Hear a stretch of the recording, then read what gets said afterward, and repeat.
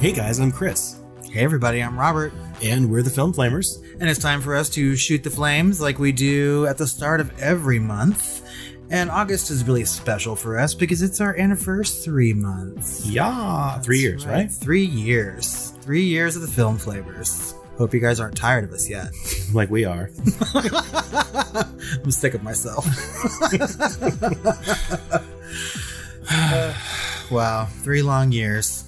But before we get into it, can we talk about vaccinated people versus unvaccinated people? Is it okay to talk about? That's racist. Is it? I don't know. I mean, I know hip is a thing and everything, but Lord, so this week, 2 musical artists came out on like different stances of this. I don't know if you heard about it or not, but Bruce Springsteen said that he will not be playing any of his tour dates unless they only allow vaccinated people in to see him. Oh, nice. And then Eric Clapton, who's touring Europe, said he will not play any of his dates unless they allow unvaccinated people in to see him. So, okay, well, yeah, we already know that Eric Clapton is, not really keen on protecting people's lives, especially those closest to him. Oh my God. You Wow, Chris, tears in heaven. Well, I guess that's where we'll see all those people that go to that concert. In heaven? Yeah, I don't know. I mean, obviously, like... I hope they don't know my name. If I could change the world. In my father's eyes. Now we're just saying we do cocaine. So, I mean, obviously the pandemic is rearing its ugly head again. And like you said earlier today, it's become sort of a pandemic of unvaccinated people, right? Not really, though. It's not that black and white, you racist. I got something to it. No, apparently there's a freaking like separate whole thing where people are getting their first vaccine but not getting the second one. Why? I learned this from Matt, who's in the medical profession. Uh-huh. Yeah, apparently it's a really popular thing. Like they go to the first one and they just don't ever go to the second. Like, the first one's good.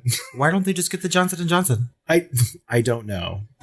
I don't, or they're probably mix and matching or something, like, some sort of bespoke a la carte vaccine program. I love it when you say bespoke. But I mean, like, if that were the case, I mean, like, it's kind of the same thing as like I don't know, you don't see like Trojan coming out with a crop top condom or something, Half protection. For her pleasure.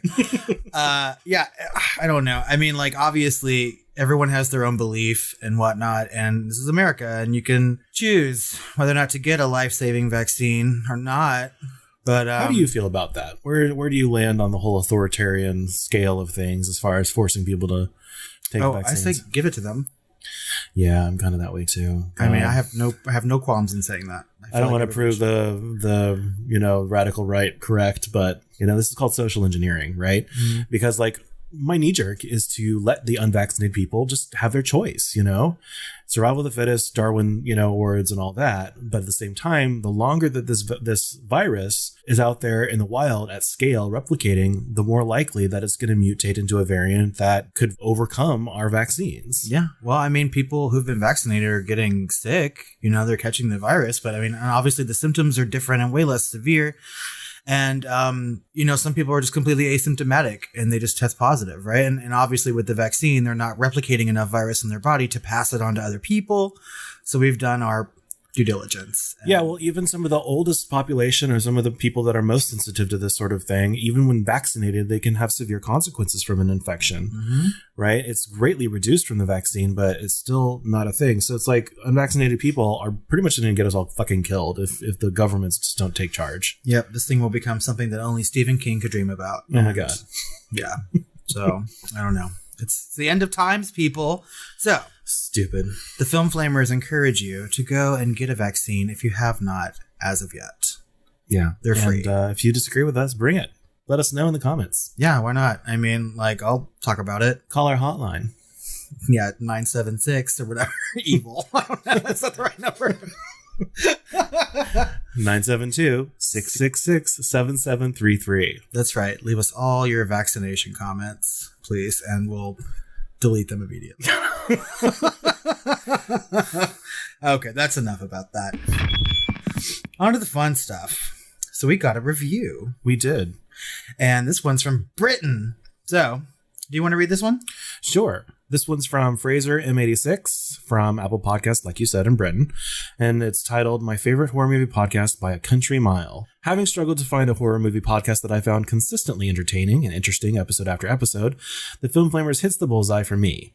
Enjoyable enough to have as something on in the background, but also filled with high caliber deep dives worthy of 100% attention listening. Great passion for horror from these guys. Fraser in the UK. Thank you, Fraser. Yeah. That's a good review. I'm glad that you like us. And I'm glad that we're background, too. I mean... We like you for liking us. That's when you know you like us for liking me. Wait, what's the Roxy Hart thing go? God. Now I'm going to have to think about it. I love you for loving me. Oh, yeah. I'm a star. And everybody loves me. And I love you for loving me. Roxy Hart. Well, let's move on to comments. Yes. We got a voicemail from Kimberly, a patron, commenting on our Shooting the Flames episode from April. Hey guys, it's Kimberly from Patreon. This is several episodes ago. I'm behind. Aquarium of the Dead. I had the misfortune of watching that this past weekend. Paid $4 for it on Amazon Prime. Actually, my friend paid for it, and I apologized to him profusely afterwards. Even for a campy, stupid movie like Sharknado-style movies, it was terrible. Like, it wasn't even that funny or campy.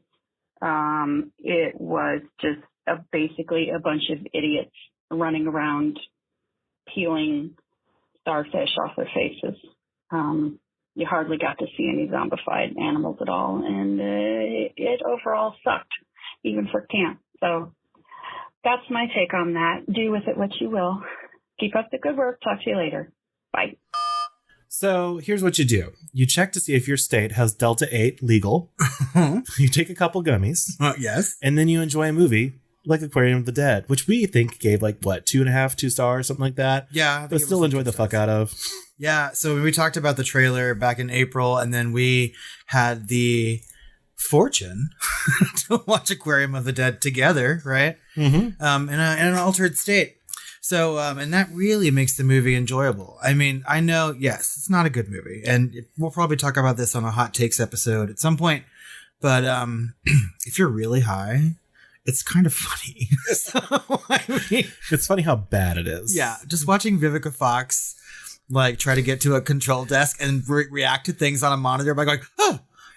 Well, she couldn't even. What was it just called? It was called the desk. Yeah, I gotta get to the desk. This desk is out of control. I mean, I would watch it again. The budget wasn't even high enough to show us what was on the computer screens. I don't think. It was. I don't even think that she was there filming the same day as everybody else. They obviously filmed the whole thing over a long weekend when they were able to film in an aquarium. Really bad. But yeah, no, we appreciate the voicemail and the comments, and we encourage everyone to go watch Aquarium of the Dead and join us in a conversation about it at a later date, probably. Yeah. So Alvin on Patreon was reacting to our difficulty reading his prose on an earlier episode and said, "Poetry. I'll guess that was tongue-in-cheek. I listened while mowing the lawn. Not long later, a neighbor visited and said, 'I drove by while you were mowing. What were you laughing at?' I smiled and replied, 'The impact of my poetry upon others.'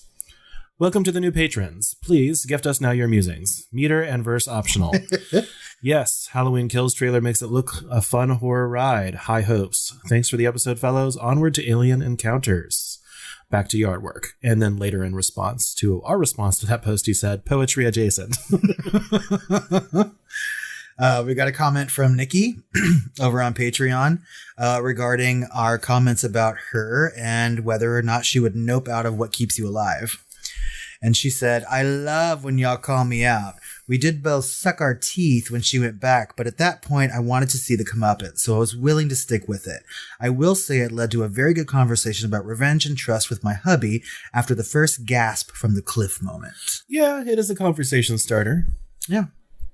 I mean, I have learned through various true crime shows and such that I would not visit a cliff with my spouse, no matter how much I trust him.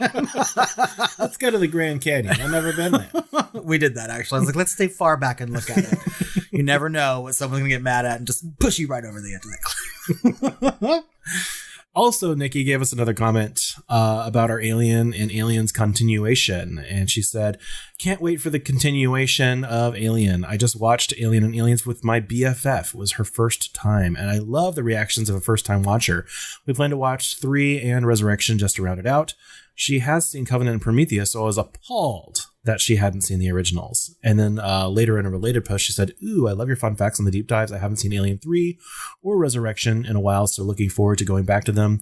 2 things about kids and horror. First, I got my nieces, now adults, but then in their teens, to watch Alien and Aliens one weekend when I was hanging out with them. When the chest popping scene happened, they jumped over the back of the couch and hid. Proud auntie moment for me. Second, I took my son to see A Quiet Place 2, first in the theater horror movie for him. He was terrified, but enjoyed it thoroughly, so that's a win.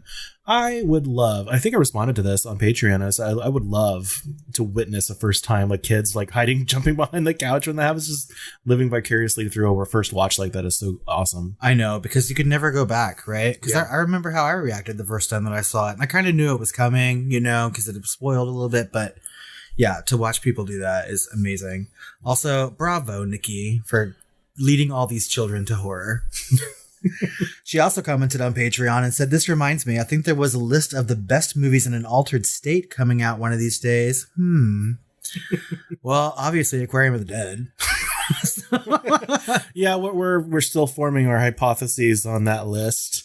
But it is on our list of things to do. So we're keeping that in mind. But Nikki, I think not only are you now the nope person, you are now the Pied Piper of horror that will lead children into the clutches of doom, but will nope out of the situation yourself. So. That's right. Oh my God, she's doing everything correctly.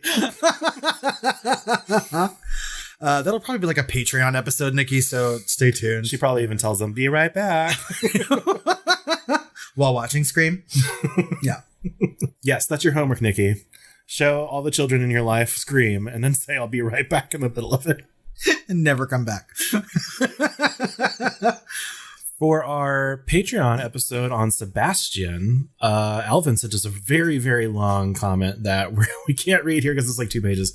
So he does end it with saying, Chris and Robert's joys and gripes lend interest to whatever the subject matter as a listener of horror and recently highly adjacent podcast. That's what really matters. Or in the idiom of this moment, quae res maxime, whatever that means in Latin. I didn't do my homework.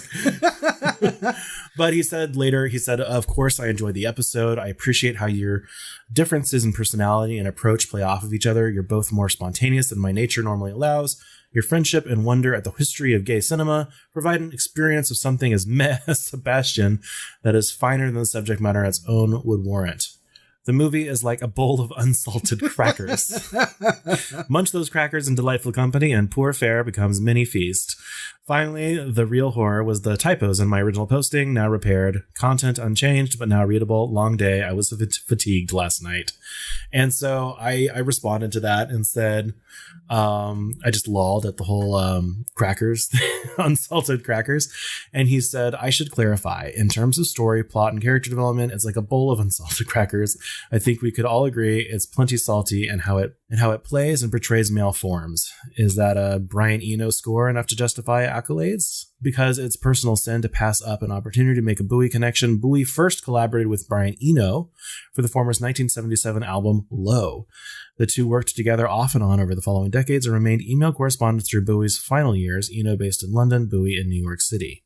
Oh, I like unsalted crackers and salted crackers. I don't think they're that boring. I just like crackers. I don't know. I feel like salty crackers would have been Alien 3. Yeah. Well, I mean, salty crackers. A bunch of salty crackers running around in that prison. Like, regurgitated is what Alien 3 is. That was racist. Oh, Lord. Thank you for the comments. Even the really long one, it's really appreciated. And we're glad that you watched Sebastian. So you could be the only listener so far who has done so. Maybe. We got a couple comments on our Alien 3 episode, and one is from Nicole over on Patreon. And she says, guys, this movie, it just disappoints me like a child prodigy that won't apply themselves. Unfortunately, my husband loves it, so I have to watch it if it happens to be on TV. However, we both agree Resurrection is the worst. Honestly, all I can seem to remember about it is basketball and alien boob. Just terrible all around. Yeah, I mean, we're kind of on the fence with. I think we both gave both films a 3-star, even though really both of them kind of deserve a 2-star. I don't know. We lovingly gave them a low 3. The more I think about it, I feel like Alien 3 is a better movie than Resurrection. I just have more fun watching Resurrection. Well, like, okay, we'll say this. I keep going back to this thing with like Alien and Aliens. One's a better film, one's the better movie. It's true. And then Covenant and Prometheus, kind of almost the same thing. Well, same thing you can say about Alien 3 and Prometheus. One's a bad film, one's a bad movie. Nail on the head. At Gummy Fredo said, I came looking to see if the GIF was posted. Wait, what? Oh, yeah. The Simpsons GIF. I posted that GIF. I did, Gummy Fredo. Come on. I'm glad that you came and checked me, though. If you didn't listen to our Alien 3 episode yet, my favorite GIF ever is this clip from The Simpsons where the facehugger's little mouth, the xenomorph's little mouth is coming out, and you think it's gonna like bite Ripley, but it kisses her on the cheek lovingly. I just fucking love that GIF. I use it all the time. And so I threatened to use that on our Twitter posts, and I did. Yeah. So go check it out. It's the best GIF in the world. For Alien Resurrection, Brandon from Facebook said, I know this may be sacrilege, but this was actually the first Alien movie I saw as a child, and immediately followed it up with the first 3 upon falling in love with Sigourney fucking Weaver. It will always have a special place in my heart for this reason, and did have some good scares for me. The previous Ripley clones were monstrous. Ripley clones slithering with alien horde was disgusting, and the alien-human hybrid was surprisingly frightening. Is it the best? Hell no. Is it better than Alien 3 and the 2 Prometheus movies? For me, that's a hell yes. I desperately wanted to know how Clone Ripley would fare on Earth, and still would want that follow-up movie instead of another Prometheus. We were of this mind. Yeah. Just a few short weeks ago. Mm-hmm. And since then, we watched Prometheus and Covenant. After the dying down of our fiery, passionate rage and the seeing of Alien 3 and Prometheus and Resurrection. And our hearts and minds have shifted on the matter. So that's right. We have a bonus episode over on Patreon, sort of giving a flashback opinion on Prometheus and Covenant. So everyone needs to go over to patreon.com/thefilmflamers and listen to that, because we may be talking about them again in the future. Yeah. At the Baby Guy NYC says, I'm listening now. This movie is something. It's certainly a movie. I think that's what I said too. I responded back and I was like, it certainly is something. It's fine. I mean, like, oftentimes we will talk about movies that Chris and I just didn't enjoy, or maybe movies that we enjoyed in the past but didn't enjoy in this particular watch, right? And so we encourage everyone to voice your opinion, and it's okay if, our opinions differ, right? This is what conversations are supposed to be about. And so, if people, sort of trash a particular movie that you love, then you stand up and say why you love it. So bravo, Brandon. Our next section we lovingly call the Alvin the question and recommendation section. We love you, Alvin. We do. And your emails. All 3 of them. There's more than that, sir. Okay. You take the first one. Okay. So he sent us an email regarding Fear Street, Part 1, 1994, which we have yet to watch, but have kind of pseudo-planned to watch today. Yes. In person with each other. It says, hello, guys. Check it out. It's on Netflix. Definitely horror based on the R.L. Stine series. 3 feature-length stories that tie together. First appeared today. The next 2 follow on Fridays. Not great, but not bad either. Interesting in that the main protagonist in the first is a teenage lesbian whose girlfriend finds herself in danger. Oh, she's in danger, girl. Damn it. Decent use of slasher violence and gore effects. Interesting arc building involving an old evil that returns in cycles of violence and death. Weaknesses in script and editing. Ham-fisted use of 90s songs. Big points for me, though, for use of the Cowboy Junkies cover of Sweet Jane, a deep cut and punny choice, and a song I'm fond of. Me too. I love the Cowboy Junkies. The actors look normal, not hot glamorous types. That's good. Works for a story set in small town Ohio. I've got my guess for who you'd say is the hottest guy in the movie. Wonder if I'll ever know the answers in a podcast. It's not great cinema, but it's a fun entry in the slasher genre with a twist. Yeah, we're planning on watching all 3 of these. They're all 3 out now with varying results on Rotten Tomatoes and Letterboxd, but none of them horrible. So we definitely are excited to watch those and then talk about them a little bit in a later Hot Takes episode, I'm guessing. Yeah, I'm sure we will. And I'm sure that we'll tell you who our hottest guy picks. In fact, we'll do it just for you, Alvin. Mm-hmm. He also sent us an email regarding a movie called Zombies of Mass Destruction on Tubi. Yeah, I think you'd probably get it other places too, but Tubi is what you watched it on, I think. Yeah, I've never even heard of this movie. A 2009 mostly stupid zombie fair horror comedy. A young gay couple travels to an island community so that the top comes up in the script can come out to his mother. Zombie apocalypse begins. Once the red corn syrup starts to flow, the one-liners begin in earnest. We also have a young Iranian-American girl, a redneck family, a gay converting preacher, and an ultra-conservative mayor being run against by a liberal anti-gun woman. The horror and humor swing like bludgeons, sometimes landing, sometimes not. Middle act includes attempted forced gay conversion therapy and a girl getting her foot nailed to the floor. Sold. Decent zombie kills. Seems to want to be a post-W Dead Alive. Falls closer to Dance of the Dead or Scout's Guide to the Zombie Apocalypse. There's a successful conversion at the end, but it has nothing to do with sexual orientation. A line that made me laugh out loud and then immediately feel a bit ashamed because it's a cheesy line. Don't shoot, I'm gay. So I'm starting to feel like I need to watch this movie instead today.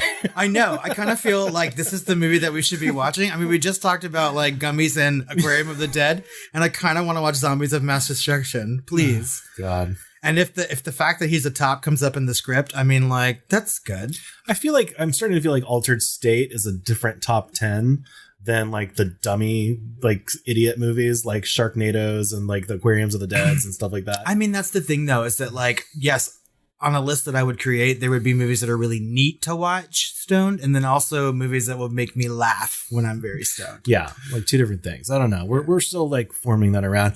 But he followed up with also saying that he watched The Tomorrow War, and he said that I choose to discuss an older, lower budget zomcom over the latest blockbuster should give you an idea of what I think of The Tomorrow War. Well, sir, I actually disagree with you because I saw it and I recommended it to Robert. I gave it a 4 stars. It's a little bit dumb sometimes, but it's running like at 2.5 hours or something like that. And so I feel like the things that I would have wanted, a little bit more world building in the background, to explain some things a little bit better, some motivations and things like that, societally going on in the movie, would have just made it longer. But really, to me, especially after covering Alien and Aliens and all of these other, alien movies, it just feels like Joss Whedon's script for Aliens on Earth. It follows the exact same, like, no spoilers really, but I mean, like, it follows the exact same principle behind like the engineers and using bioweapons and, Ancient Aliens and like Future War and blah, blah, blah. All this stuff that they were talking about doing on Earth with the Alien franchise. It just seems like they kind of changed the monsters around and removed Ripley. And now it's its own thing. I really wouldn't be surprised because a lot of the stuff that we were talking about behind the scenes for stories that they like kind of floated, especially Joss Whedon's plans, like it kind of matches up in several different areas, which is kind of interesting to me. So I might do some due diligence and research on that to see where the script kind of came from and if it was influenced. But I have to say the aliens in that movie are the most terrifying creature design to me since the first Alien, since the first Xenomorph. They're fucking terrifying in that movie. So anyway, I recommend it. It's good popcorn, horror, action, fun. I'm sure I'll watch it eventually. Yeah. But he did send an email about a movie that has been on my list to watch for quite some time. And I think not for like good reasons. I hear there's lots of like shirtless men. So, I mean, it's a little shallow. But it's Jeepers Creepers 2. Every 23rd spring for 23 days, it gets to eat. The movie opens on a field of mature, desiccated corn, a tow-headed lad. Alvin, I love you. Mature, desiccated podcasters. A tow-headed lad works on scarecrows. So a strange autumnal sort of spring. Then Hollywood. Jeez. A mostly rote monster horror movie. Points for trying to introduce themes of race and sexuality bullying. Is he or isn't he? Gay, that is. We never know, which I appreciate. The point is that nobody deserves to be bullied over sexuality, actual or perceived. Additional points for neatly tying into the original movie. Same writer and director, Victor Salva. Maybe someday he'll visit Iowa in the spring and blush. I don't know what that means. I don't either. Justin I'm a Mac Long, actor from the original movie, reappears in cameos in this movie. Ray Wise does his usual workmanlike job, this time as a farmer on a revenge rampage against the Creeper. And at times, too bombastic score by Bennet Salve. It would be more at home in an action movie. Very nice monster appearance and effects. One wonders if Robert would admire and want the Creeper's coat. Of course I would. I can tell you right now I would. Nobody should want the Creeper's hat. Nobody needs a hat. The franchise has done well enough that a fourth movie releases this year, Jeepers Creepers Reborn. Victor Salva doesn't appear to have anything more to do with the new one, so we'll see. Most unintentionally funny line, want to be a cock on the walk, bro? Bro gets lots of play in this. This was released in 2003. Limp Bizkit lost its cred that year, and we all abandoned bromantic expression. So this movie creeps through bro queens. Is it a horror movie? Yes. So many options for the hottest guy in this movie. I want one of the Creeper Shrunkins in case you boys keep a list in our Christmas list. Shurikens? Oh, is that what it says? The thing he throws into the tire. You've seen this movie, right? I've seen the first one. Oh, the second one is so good. I haven't seen the second one. I've always wanted to. Because there's a bunch of hot guys. They're all stuck in a fucking bus together on the road. Like the I know, with no shirts on, right? Like some of them. And it's all hot guys. Yeah. Yeah, I mean, sign me up. It's actually good and it's fun. I loved the first one and I really like the second one. Like, it's good. And although I think this director, I think he got in some trouble, like Me Too trouble or something. Oh, no. He, before he made Jeepers Creepers, he made another movie and he, molested a child. Jesus Christ. And went to prison. And then he got out of prison and they hired him to make that movie. So there's a big uproar in the community about whether or not you should support his work, right? But I mean, give me a break. Other people worked on these movies too. Yeah, that's my whole thing. Yeah, I'm not gonna like the guy. Certainly, he's a pederast. Wouldn't go after or follow his work. But hundreds, thousands of people work on these movies. Yeah. So fuck that. But God bless you, Alvin. So, I mean, we have added Zombies of Mass Destruction and Jeepers Creepers to a future watch list. So, I mean, keep them coming. Maybe you'll get that Christmas gift. We've got a new patron. Welcome to the family, Bennet Hunter. God, it sounds like a hot guy. Bennet. I know, right? Bennet Hunter. It does. It's like a stripper name. Mr. Darcy. Bennet had listened. He commented on Facebook a couple times, and we read those comments. He's joined the family over on Patreon, and so we're happy to have him and all of our patrons who are at the Film Flamer tier or higher on Patreon. And that includes Amber. And Ben. And Dr. Joe. And Kimberly. And Lisa. But especially Lisa. Wait. And Penelope. But especially Dr. Joe. Okay. What? I don't know. You're fucking it up. It's a variation on a theme. Horror news. So we got some news this week, midweek, and it really is just a poster. But Jordan Peele's new horror movie is coming out on July 22nd, 2022, and it's called... He wrote this just for you, Nikki. Nope. Yep, it's called Nope. We know you're excited, Nikki. You have to be. Yeah, and it's going to star Daniel Kaluuya, who was in Get Out. Uh-huh. Right? So that's a reunion. It's also going to include Stephen Yin from Walking Dead and Mayhem, and Keke Palmer from Scream, Michael Wincott from The Crow, and of course, Alien Resurrection, and these other people. And Universal currently has Peele's new film set for July 22nd, 2022. I mean, so both Daniel Kaluuya and Stephen Yin were nominated for Academy Awards this year, right? The last Academy Awards. So, I mean, he's got this, really stacked cast. And I love Keke Palmer, so... Yeah, did you ever see Minari? I haven't seen Minari yet. Fuck! I know. I haven't watched anything. I need to get you in front of a goddamn TV. Do you know the only things that I've watched so far in July are shitty alien movies and Aquarium of the Dead? I mean, No, that was this month.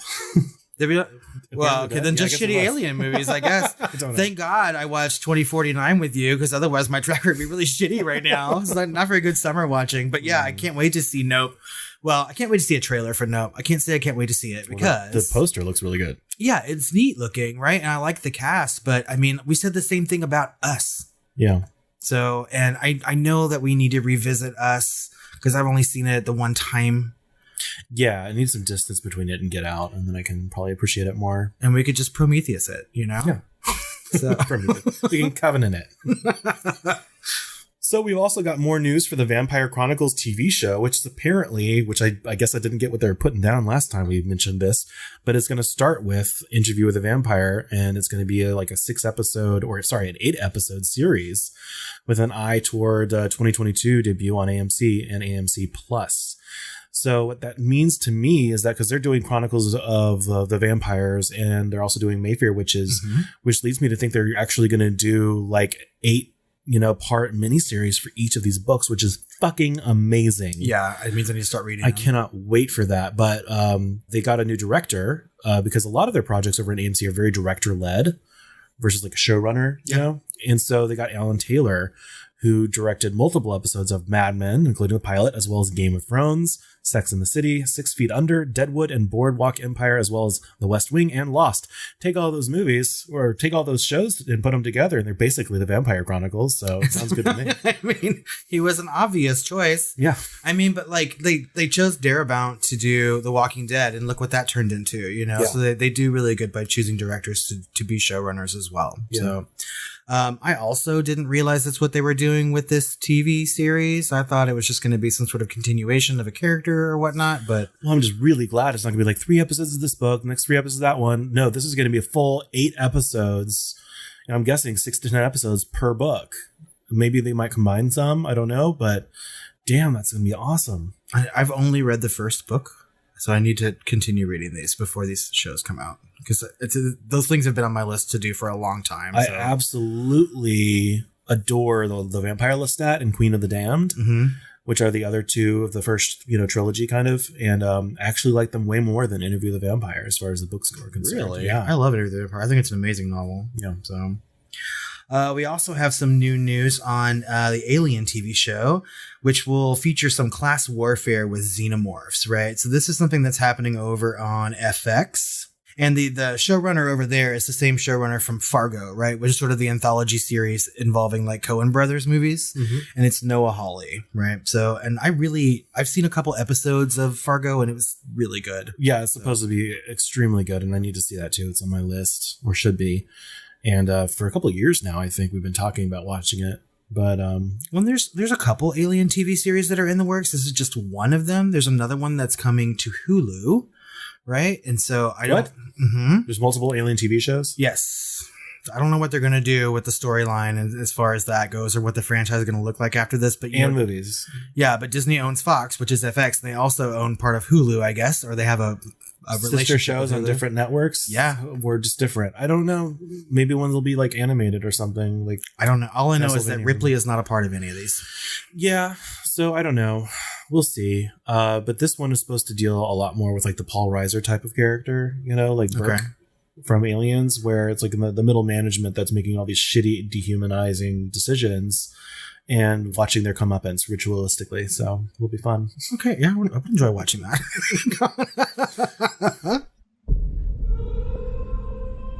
Coming soon. Our first trailer on the docket is Malignant. So the first trailer for this dropped, and it's James Wan returning to horror. That's right, after Aquaman. And this movie has been teased for several years now, at least 2 years. It was pushed back due to pandemic, and then is now part of the day and date HBO Max stuff over from Warner Brothers, right? And so I was really looking forward to this movie and seeing the first trailer, and then I watched it. It does look very vanilla, doesn't it? Kind of by the numbers, paint by numbers horror movie. Yeah, and I know that James Wan sort of created that sort of thing, right? I mean, if you look at Insidious and... Well, it looks like Sinister, really. Yeah. All those movies are kind of very similar, right? They're not bad. I like these movies very much. And so I still have some hopes for this. But the trailer looks just like... It looks like we know what the movie is and how it ends already. And yeah, I'm like... I have my theories, and I'm pretty sure I'm right. But maybe they're holding it closer to the chest than we think. I did like that he's reusing an old cast, member of his. I don't think he actually directed the first Annabelle movie, but she was in it, Annabelle Wallace. And I like her too. So I hope that it'll be good. And that's to say, I usually like James Wan's movies. They always look great, right? So there's at least that to hope for. Yeah, I even like Dead Silence. I haven't seen Dead Silence since I saw it in the theater. Really? But I liked it, you know? I wanted it to be a little scarier. It felt very PG-13-ish. Didn't they have that actor that played Stifler? No. Was it the actor that was in True Blood? I don't know. One of those. Ryan Quanten? I think it's Ryan Quanten. I don't know. We also got a much longer trailer than the teaser for the movie Demonic, which is directed by Neil Blomkamp. Yeah, and of course that's the Alien movie that I want, was Sigourney Weaver's Neil Blomkamp's vision for that. But anyway, I digress. This new trailer isn't as good as the teaser, I think, but does it kind of explain a little bit more. It seems less batshit. It seems a little bit more of a solid narrative flow. That makes more sense. Context. Yeah, it gives it a little more context. I don't know. I'm still excited to see it. Yeah, me too. I think it looks great. I think it looks better than Malignant. Oh, for sure. And I really like Carly Pope, and she's in that movie, and she looks like she looks wonderful. Yeah. And so I think it looks really good. I really like him as a director. I haven't seen Chappie, but the other ones are good. We also got a new trailer for Dune, the final full trailer, I believe. Yeah. And of course, this is from Denis Villeneuve from Blade Runner 2049, Arrival, a couple others that we really love, or some people really love. I really love 2049. I thought it was excellent. Yeah. I gave it a 5 stars. I didn't like Arrival as much as other people. I haven't seen Arrival yet. But I own it. Oh, wow. But anyway, I'm really excited about this. The new trailer shows even more, and there's a lot of horror adjacency in the Dune story, and it looks like they're doubling down on that in a way. There's in this one, I think this shows like kind of a very brief shot of like a field of crucified people. From the Harkonnens or whatever, and you see like they're really going like highly stylized horror with the Harkonnens and the lead Harkonnen, like kind of coming out of this vat or whatever and stuff. And it looks very, very, really well like shot and designed, and the cinematography looks amazing. I can't wait. The lead what? Harkonnen. You sound like such a geek right now. No. They're the bad guys in Dune. I know. I'm just making fun of you. Give me a fucking break. I like the first Dune. I like the David Lynch version. So, I will totally be watching this. And I really enjoy Denis Villeneuve's work, at least what I've seen so far. There's lots of really hot daddies in this movie, too. So, fucking sign me up. Yeah. Oscar Isaac can, fucking get it any day. The guy from, he played Thanos is in it. And Aquaman and Game of Thrones guy is in it. And... so many. God, it's worth it. That maybe I'll go see it in IMAX just to see the daddies on a big screen. Yeah. And the guy that was in Guardians of the Galaxy is in it. Oh yeah, Dave Bautista. Yeah, the one and from 2049. Yeah, he's in 2049 at the very beginning. Oh yeah, that's right. Yeah. I want to watch that movie again. Actually, I liked it quite a bit. Good. So I'm looking forward to Dune. I think it's going to be good. And then finally, we have a trailer for a movie that I think has already been released in some form or fashion, but it just looks incredible. And that is Stephen Kang's Sharks of the Corn. This is where I put in the crickets sound effects. Yeah. I don't even know. I love it when I come across these trailers that just look ridiculously stupid, like Aquarium of the Dead, right? Aquarium of the Dead looks way better than this. Yeah, this looks bad. They only show shark teeth and it's just bad. I don't understand what's going on. So there's people being chased through a cornfield with someone wearing a shark mask, and I'm like, okay, so it's just murderers wearing a shark mask or something. But then there's sharks jumping out of the cornfield and attacking a helicopter. I'm just I don't know. I would have to be very high indeed to watch this movie. I don't even think that I can watch it while high. I think it would just harsh my buzz entirely.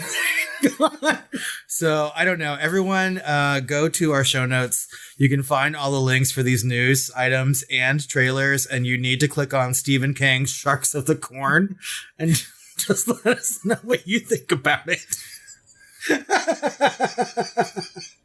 I don't know Stephen Kang. That's what makes it so funny. Stephen Kang. I feel like the idea of this movie and the trailer is way better than the actual movie is going to be. It's gotta be. I'm not gonna watch it though. I don't think I can watch this movie. It looks super low budget, $5 kind of budget. Just put it on in the background someday. Yeah, like some of our Film Flamers episodes. There's no what that guy said for good background noise.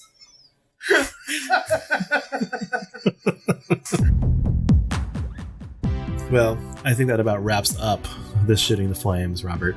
Yeah, I think it does. Although I've been laughing quite a bit through this, so I mean, obviously we had a good time.